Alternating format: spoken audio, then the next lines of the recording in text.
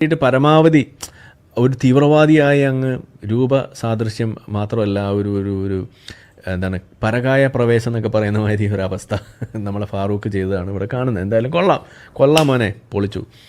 ഏതായാലും അതവിടെ തീർന്നു. പക്ഷേ ഇതെത്ര എണ്ണം, ഇതെന്ന് അവസാനിക്കും? ഇതാണ് നമ്മളുടെ പ്രശ്നം. ഇത് അവസാനിക്കുന്നില്ല എന്നുള്ളതാണ് നമ്മുടെ പ്രശ്നം. ഇതിങ്ങനെ തുടർന്നുകൊണ്ടേയിരിക്കുന്നു എന്നുള്ളതാണ് നമ്മുടെ പ്രശ്നം.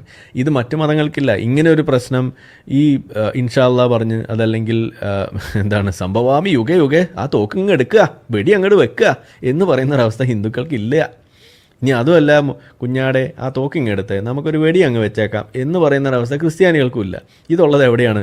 ഇൻഷാ അല്ലാഹ് വരൂ വെടിവെക്കൂ എന്ന് പറയുന്നത് നമ്മുടെ കാക്കാമാർക്കാണ്. അപ്പോൾ പിന്നെ നമ്മൾ പേപ്പട്ടി വന്നല്ലാണ്ട് വേറെ എന്തെന്നാണ് വിളിക്കുക? നിങ്ങളൊന്ന് പറയും. ഇതാണ് നമ്മൾ ചോദിക്കണത്. പറയുമ്പോൾ നിങ്ങൾക്ക് ഇഷ്ടപ്പെടില്ല, പക്ഷേ ഇതാണ് അവസ്ഥ.